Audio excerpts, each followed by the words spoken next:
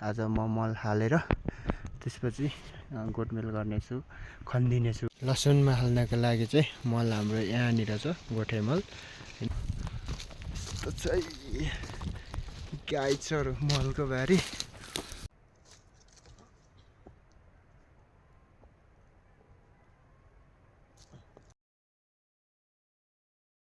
लसुन रोपिसकेपछि जहिले पनि मल हालेर एकचोटि यसरी खनिदिनु पर्ने हुन्छ।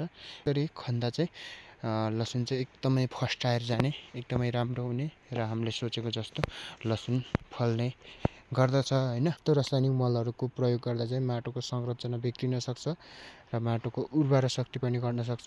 त्यसले उत्पादन नहुने त होइन रासायनिक मलहरू, तर एकचोटि मात्रै काम गर्छ र माटो चाहिँ एकदमै धेरै बिगार्छ।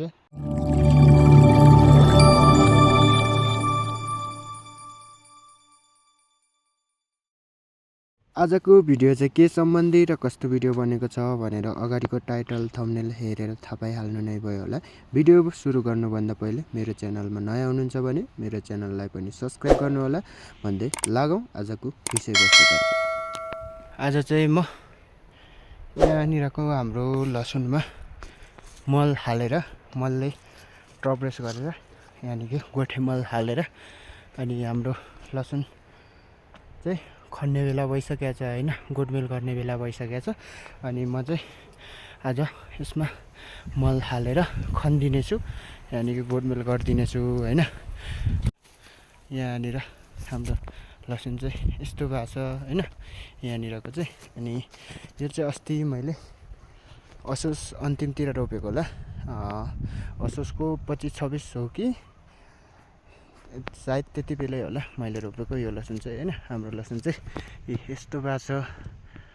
यसमा चाहिँ अब आज म मल हालेर त्यसपछि गोडमेल गर्नेछु, खनिदिनेछु हैन। मल चाहिँ हाल्नुपर्ने हुन्छ, मलले टपरेस गर्नुपर्ने हुन्छ। लसुन रोपिसकेपछि मल हालिएन पछिबाट हैन, रोप्ने बेला मात्रै हालियो भने हामीले सोचेको जस्तो लसुन फल्दैन पनि र राम्रो पनि हुँदैन, किनभने एकदमै कम फल्छ हैन।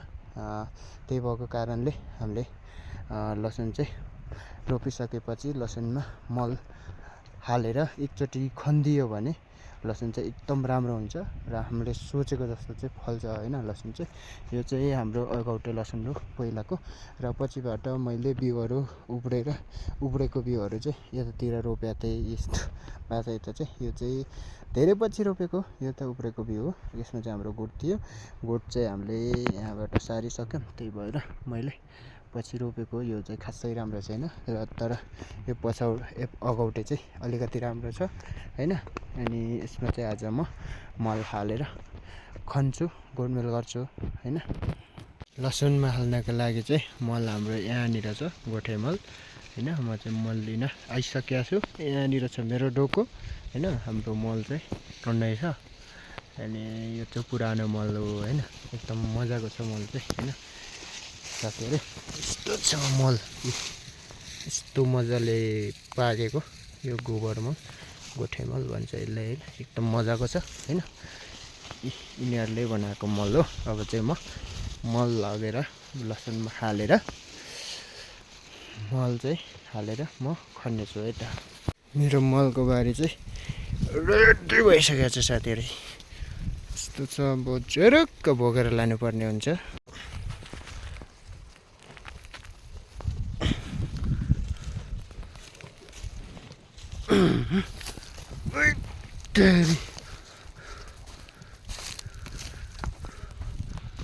यस्तो चाहिँ गाई छ मलको बारी।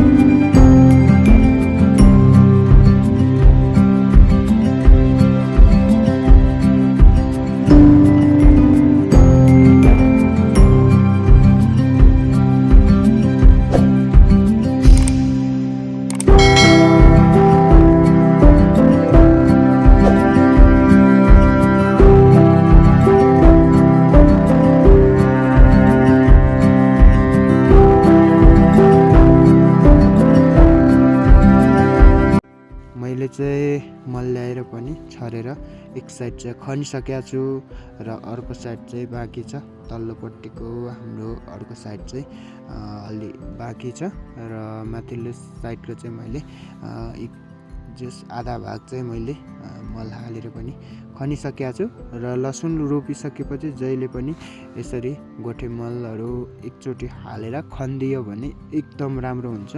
र अहिले चाहिँ माघको महिना हो र हाम्रो फम्बको स्थानतिर त एकदमै चिसो हुन्छ र अहिले चाहिँ लसुनको वृद्धि विकास त्यति चाँडो हुँदैन, ढिलो भइरहेको छ। र अब चाहिँ मल हालिसकेपछि अहिले माघको महिना हो र माघ फागुन हुँदै